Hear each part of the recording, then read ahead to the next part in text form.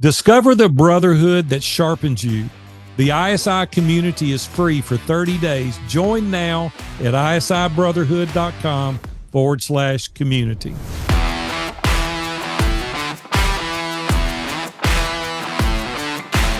Hey, welcome back to another episode of Iron Sharpens Iron Brotherhood.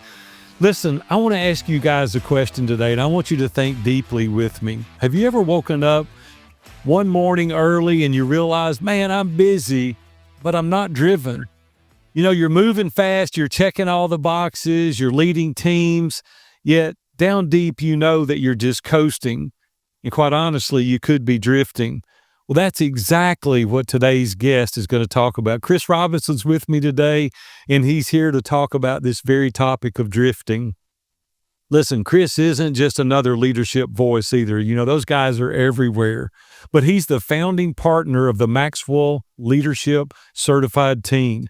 He's the executive vice president of Maxwell Entrepreneur Solutions, and he's a man who leads global movements, helping 40,000 plus coaches, trainers, and speakers around the world. But here's what I personally love about Chris. His story didn't start in a boardroom like many people's did. It started in the basement of a church, watching John Maxwell VHS tapes, learning how to lead himself before ever leading anyone else.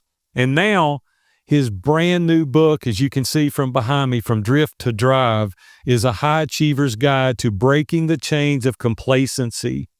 It's helping men rediscover their passion, their purpose, and their power. So today, we're going to unpack what it really takes to get unstuck, to move from motion to momentum, from success to significance, and from drift to drive. Let's dive in now. Chris, man, it is so good to have you. How's it going today? Oh, man, it's going outstanding. Thanks so much for having me. Just truly excited to be able to add value to your listeners today, and just grateful for the opportunity to be with you. Man, you're a busy guy. You've been really busy making the circuit, promoting your book, and we're going to talk about the book a little bit. That's not primarily why we're here. We're here to talk about how to get guys out of drifting. And so I guess the first question that I want to start with right out of the gate is, what led you to identify drift, or complacency, we'll say, as a real risk for high achievers? Yeah, it really started out with, I had a desire initially for the book to really kind of deal with underperformance. Like, that was the thing that I wanted to address and attack. And anytime that you're writing a book, you're answering two questions. Who am I writing for? What problem am I solving? And I was really dead set on, I want to attack underperformance inside of organizations. And I began to speak with the team. We kicked it around. And then somebody said, well, Chris, what's the root cause of underperformance? What is the thing that really truly causes underperformance? And we kicked around several different ideas, and complacency came up. And oh my goodness, I had this glow in my stomach and go, complacency. Now that's interesting, because when you think about the word complacency, we often think of laziness or apathy, but complacency really comes after success. Now, if we think about anything that we've achieved in life that's of worth anything, we did hard work to get there. And then once we had it under control, we began to kind of not work at it the same way that we did from the very beginning. And if you go back to the root word of complacency, its original meaning means careless security. Careless security. So as people are listening and they're thinking about their lives and areas that they may be drift, what is it that you feel secure in that you're being careless with? Now, that just sat in my soul when I saw that original meaning. Because I'm going, we think that we're secure in our marriage. We think that we're secure in our faith, but are we being careless in that because we've secured that? And so I just thought, oh my goodness, I love this concept. And I began to, research, where we saw complacency, bring down big companies, where we've seen complacency bring down individuals, where in my own life, complacency, where I thought that things were secure and I got careless with them, and I saw drift in my life. And that's really how we came up with the concept. Chris, there's some buddies of mine. We run together. We've been running together for 30, 40 years. And the other day, we got some really bad news. One of my good friends, we've been lifelong friends since like the fourth grade. So we've been friends for like 55 years. And he announced to our group the other day that he and his wife, after 40 years, is getting a divorce. And I'm like, man, what happened? And he said, I became complacent. Wow. And it really set a message to the rest of us. It's like, hey, like I've been married 46 years and I better pay attention, right? I mean, that can happen to anybody. I feel pretty secure in my marriage, but man, you can never take it for granted. You can never get complacent. There must have been a time in your life, Chris, where you had a moment when you realized maybe you were drifting, and I'm assuming here, but was there a time? Is that what kind of was the catalyst of you doing this? Yeah, in fact, it really was. When I think about the biggest drift moment in the last 12 months, it actually came in May of last year of 2024. And I've been speaking for years, 15 years now, thousands of stage, tens of thousands, if not hundreds of thousands of people that I've been in front of. But I had an opportunity to go speak in Cambodia with John Maxwell. And this was a big deal because it was, this is a speaker's dream. Here's a guy that I was watching, 20 years ago in the basement of the church. And then now I'm getting ready to go speak on stage with him with just two people on the agenda, Chris Robinson, John Maxwell. And we were going to Cambodia and we were speaking for 2,500 people. So again, not a small stage, international stage, John Maxwell. This is the top of the tier right here. And on top of it, right before that, we go and meet the president of Cambodia, the prime minister. And I mean, I'm just loving life going, oh my goodness, how in the world did I end up here? Well, I spoke that day and, things were going wrong as they do as a speaker. No big deal. I'm a professional. I get beyond it. My remote isn't working. No big deal. The slides finally come up and, usually when you speak internationally, there's English slides on one screen, and then there's the native language on another. Well, in this particular language, what I didn't prepare for was their language has to go on top of any other language. So when they brought my slides up finally, it looked like a mess. I mean, it was a wreck. Wow. And no big deal. Got beyond that. And then I was speaking with an interpreter in a brand new language that I had never heard before. And so I didn't put in practice with this particular language because each language kind of has a cadence that you have to develop. Sure. And so this was not this was not a simultaneous translation. This was a stop and go, meaning I say a couple sentences, he says a couple sentences, it was great. And some languages flow better than others, but this was the first time I was hearing it. And I mean, I was going, what in the world's going on? There were like 5 words for our one word. But we finally got the rhythm and, it made it through the presentation. Afterwards, had a line of people tell me how great it was, how it impacted them. But then I sat down with John Maxwell at dinner with about 5 other people. And I said, hey, John, you hadn't seen me speak in a little while. Could you give me some feedback? And I had my notepad, my pen out waiting for John Maxwell, one of the best communicators on the planet, to give me some feedback. And he obliged. I mean, he gave me not one, but 10 different things that I could do to improve. And then the table thought it was a brainstorming session. So they start giving me ideas of what I could do to improve. Out of mastermind said right there. To a mastermind. But I sat there and all you could say at the end of that was thank you. And, and they were doing it from a place of love. They just wanted me to improve as a communicator. And I go back to the room that night and I look at the list of all the different things that they told me I could improve on. And there wasn't one thing on there that I did not know. But I can tell you that I spent more preparation speaking for a Chamber of Commerce or a Rotary Club 15 years ago than I did for that presentation in front of 2,500 people on stage with John Maxwell in another country. And in that moment, I go, oh my goodness, I've drifted. I was trying to work out of my overflow versus actually doing the preparation that it took. And this is something I get paid to do. This is something I'm a professional at. And I'm going, I'm coasting, I'm drifting. And so it reactivated in me this fire, this passion as a communicator to go back to the basics and go, hey, I've got to shear this thing up. I was in a place of drift. I was in a place of careless security. And had I continued on that path, how much more would I continue to drift back and fade away from future opportunities? And so that was a really wide awakening moment for me. That is so good. John Maxwell was also interested in those 40,000 coaches and trainers that you're teaching to speak all over the world. So he had a vested interest in Chris Robinson along the way too, right? And so he wasn't timid or bashful about giving you some pointers, I'm sure. Not at all. That is so good.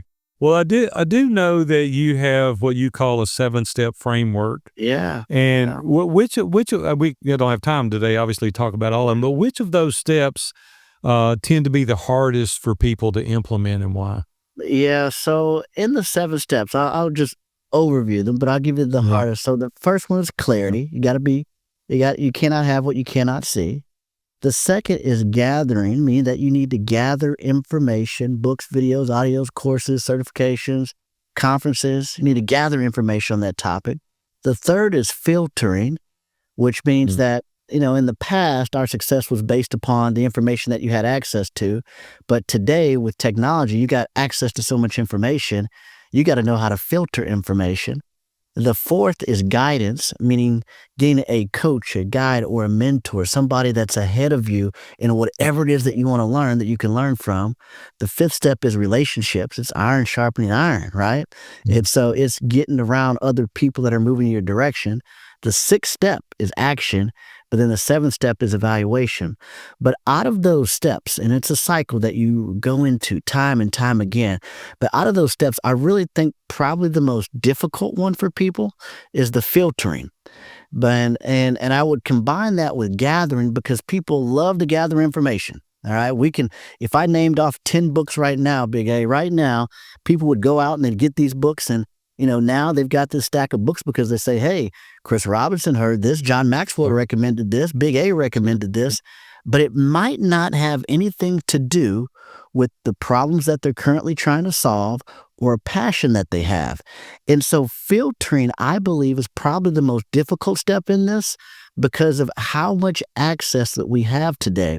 And so it looks like this. I mean, you say that you want to grow on a specific topic, and then all of a sudden you're reading a book on one topic, watching videos on another topic, listening to podcasts on another topic, going to a conference on another topic, and getting coached on a different topic, and wondering, why in the world am I feeling overwhelmed and I'm not moving in the speed that I want to go?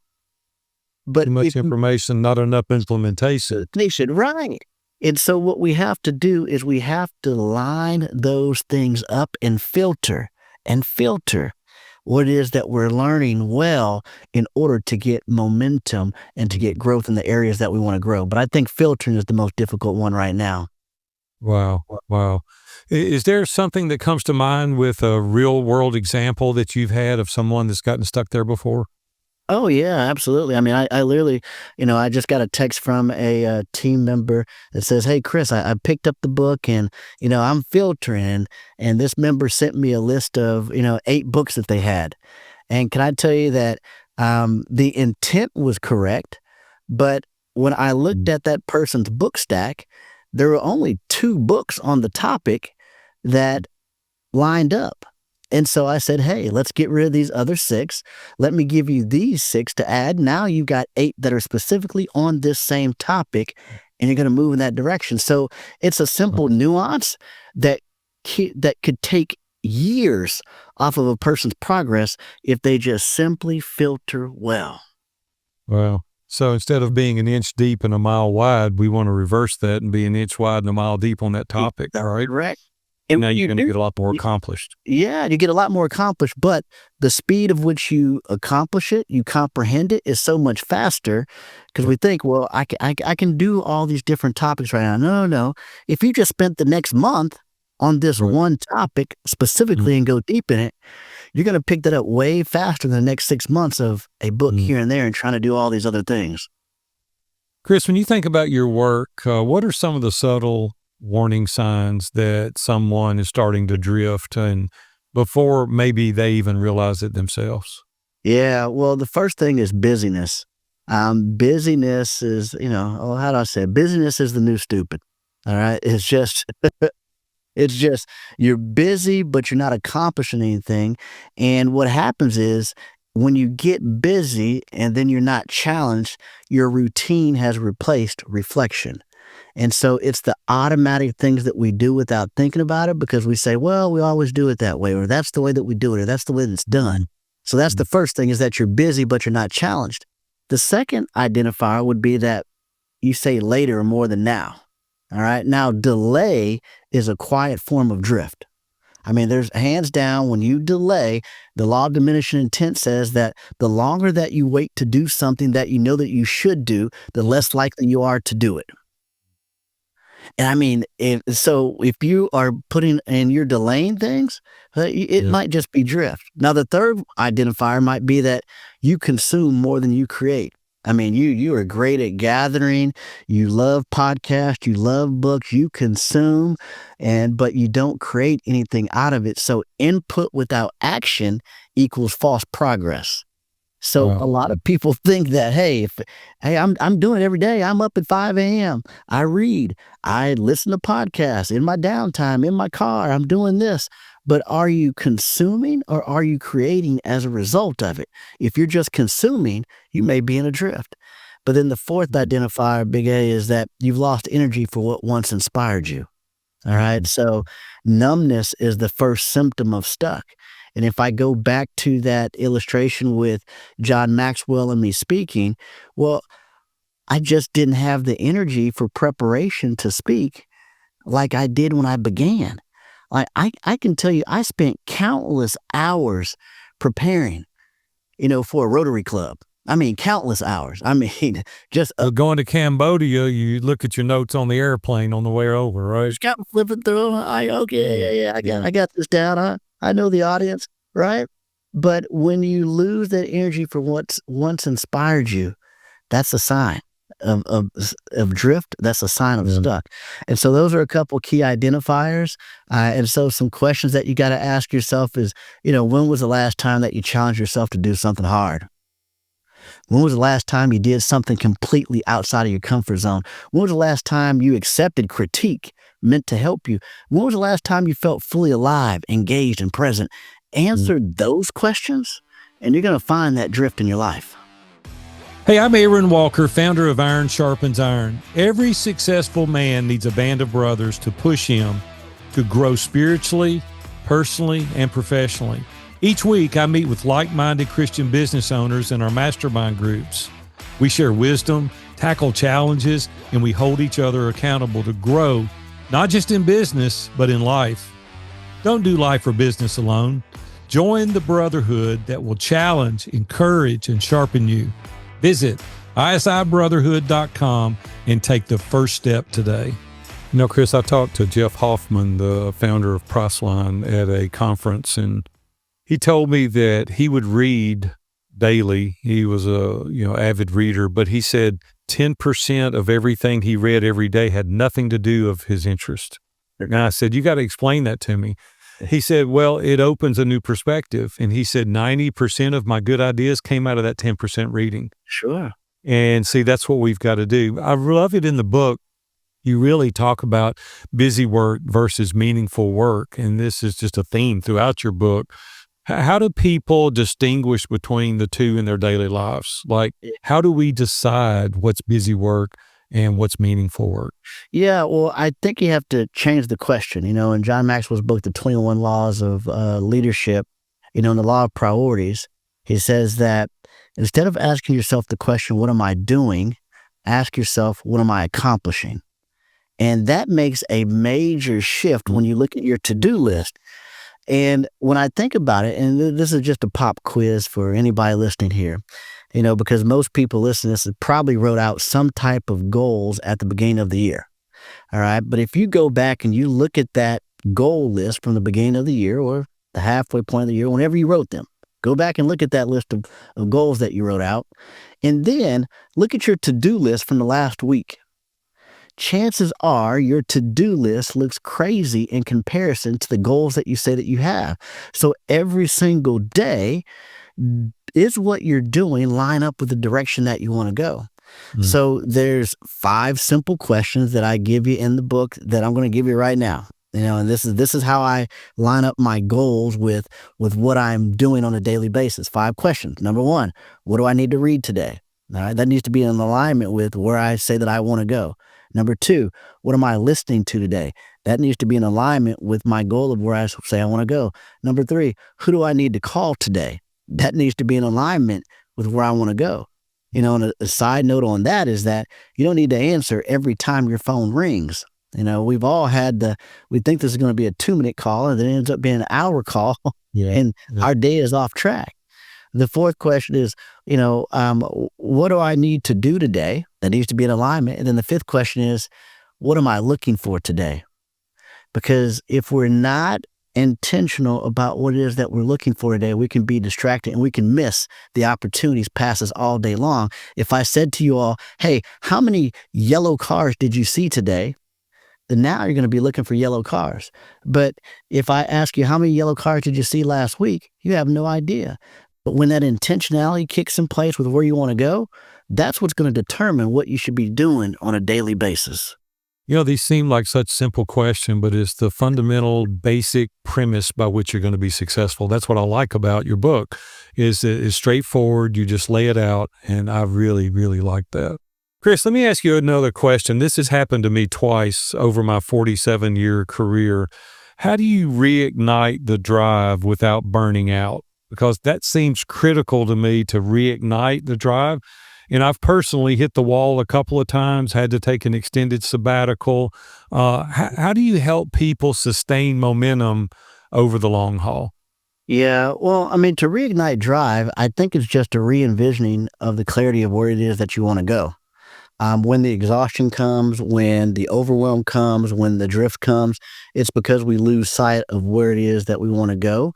And so getting crystal clear and just simply, again, I am so pragmatic, Big A, but when it boils down to it, it could be as simple as just taking a piece of paper, just regular notepad like this, and at the top of that notepad, writing out one question. What do I want? What do I want? And I believe that when you get crystal clear on what it is that you want, you're going to realize that overwhelm goes away because everything now can line up with where you want to go. So if you're trying to reignite that drive or that passion, take some time to do that sabbatical, take some time to go to that retreat on your own and ask yourself one simple question. What do I want? And once that gets clear, I'm telling you, that drive kicks back in. And I'm not talking about hustle culture and work until you're dead. I'm saying, hey, let's get clear on what it is that we want, do what we need to do, get done what we need to get done so we can do what we want to go do. And It's funny you said that, because when I hit the wall the first time, I was coming back from speaking in San Diego, and I wrote that question out, what do I want? And I created a 3-page working document that everybody in our organization gets, and it's titled, What Do I Want? And it's very pointed, specific questions. The truth is it's so foundational to our success that we don't take time to answer that question specifically. We always say we want bigger, better, shinier, faster, more, but it's like, no, specifically, what is it that you want? And man, that is so good. Well, let's talk about your own journey for a second. What was there ever a time in your personal life where you thought, man, I've arrived, I've done this, and then you had to fight that complacency? Yeah, absolutely. It actually was in my early 20s. I was part of an organization that went from 18 employees to about 800 in a 6-year time period. I was number 5 on that totem pole. Company was going close to, $400 million in a year. And I was in my 20s. I was making a great income. Life was well. And I thought that I had the Midas touch. What happened was I left that organization, start my own company. And, life corrected me and hit me like a ton of bricks, man. I tell you what, there was a market correction. in my ability and what I thought that I could achieve. But what that did was, again, I got knocked down, but it was an eye opener. And I knew that, man, I can build again. If I did this at such an early age, I know that that was not my pinnacle, but that was my stepping stone. I've truly believed that I wouldn't have saw that type of result at such an early age Yeah. for that to be my pinnacle. And so I've seen it time and time again where I think, oh man, I've got this thing cooking.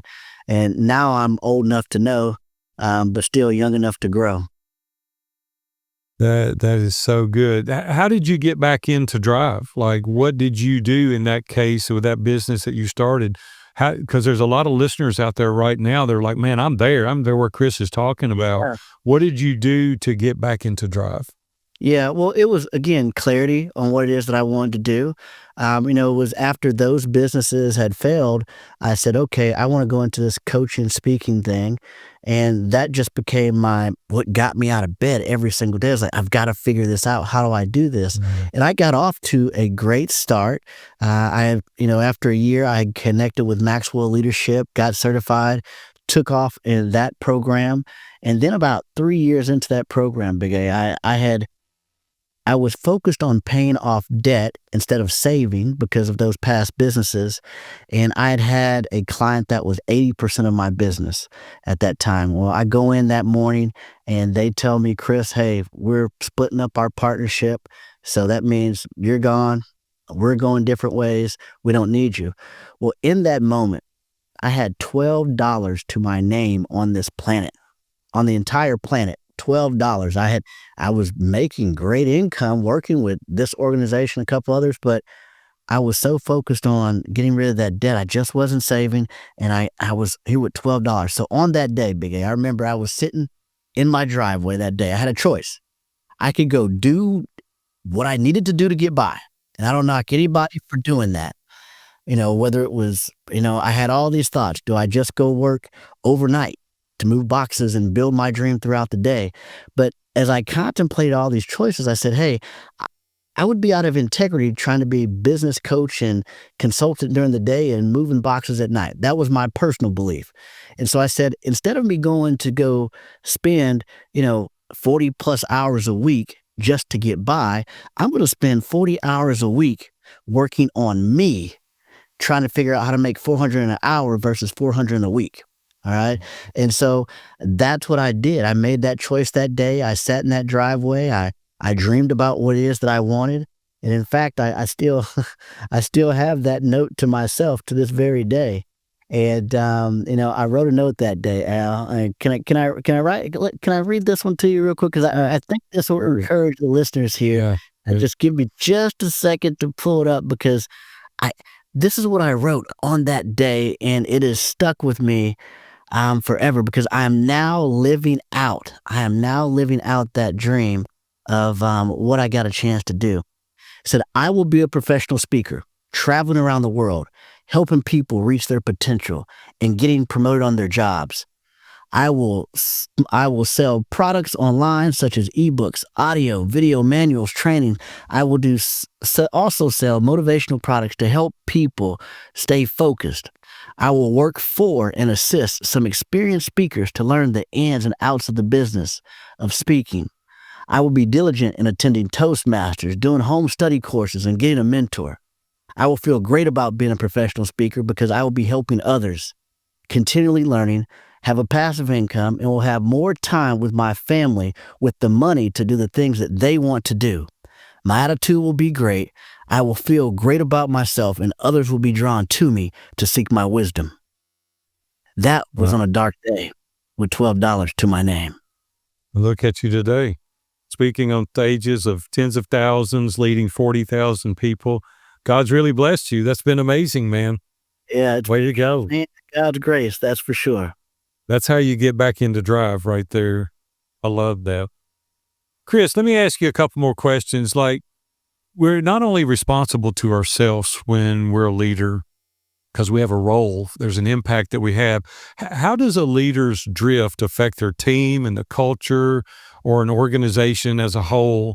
Even if they don't sense it immediately, what impact is drift having on the team? Yeah, John says it best, man. Like, I am truly a product of the product when it comes to John Maxwell. I really am. But it's everything rises and falls on leadership. Everything rises and falls on leadership. And if that drift is happening in the leader, i- it's what you do to the minimum is done to the maximum in your team. And so, although you may think that you're shielding that drift, although you may think that, oh, they can't see that, I'm telling you, it's something that is caught by proximity.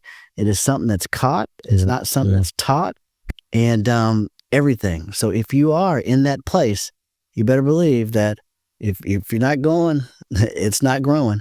And so, it shows. It really does. Yeah, what we do in moderation as a leader, they'll do in excess. Yeah, correct. And so are they. Yeah, that is so good. What role do you think that relationships or community or accountability play in going from drift to drive? Yeah, How can that impact us? that's everything. There was a Harvard study by Dr. David McClellan that said 95% of your success or failure is based upon who you habitually spend your time with. Okay. Now, at first, I thought 95%. Okay, you're throwing stats around. That's a big number. But if you really think about it, if you think about the worst times in your life that you ever had, there's faces associated with it. If you think about the best times that you've had in your life, there's faces associated with it. And so for me, what I realize is that the environments and the people that I'm around are so critical to my growth and direction. And when you can get into the right rooms with the right people, everything accelerates. So I love what Iron Sharpen Irons is. It's exactly what it's about. Yeah, It's sure. about getting around people that want to go the direction that you want to go. And that like-mindedness doesn't happen because of proximity. Just because you live around somebody doesn't mean that they're going the same direction, right? Just because you sit in the cubicle next to you Mm. doesn't mean that they're going the same direction. And so you have to be highly intentional about getting around the right people in the right rooms. Wow, I love that. Chris, I want to respect your time. What are any final comments or thoughts, maybe an important question that I haven't asked that you'd like to answer before we leave? And tell our listeners how they can contact you. Yeah, absolutely. I guess I'd leave you with an important leadership thought, which is my basic philosophy on leadership is, treat people like people and adults like adults, and all will be well. And, no matter where you're at in your career right now, whether you are doing very well and you've built a great, Mm. path for yourself, now it's time to go from success for yourself, from me to we. It's time to go from success to significance. Success is about what you've achieved, but significance is about what you can achieve with and through others. So let's make that journey together. That is so good. And how can our listeners follow you? What is the best way to contact you? And how can they get a copy of your book? Yeah, well, you can get a copy of the book on Amazon or any major retailer. Also, you can reach out to me through my website, chrisrobinsonspeaker.com, chrisrobinsonspeaker.com. Man, Chris, it's so good to have you today. And those that are listening today, just remember that complacency is the silent killer of potential. As we've talked about today, drifting doesn't always look like failure. Sometimes it looks like comfort. And Chris reminded us that the greatest threat to our calling isn't always burnout. It's settling for good when God's called us to be great. Drive requires discipline, and you don't just stumble into purpose, you steer towards it. Through clarity, through accountability, and community, you can build a framework that keeps you moving in the right direction. Thank you for being with us today in the ISI Brotherhood Podcast, and I can't wait to see you again.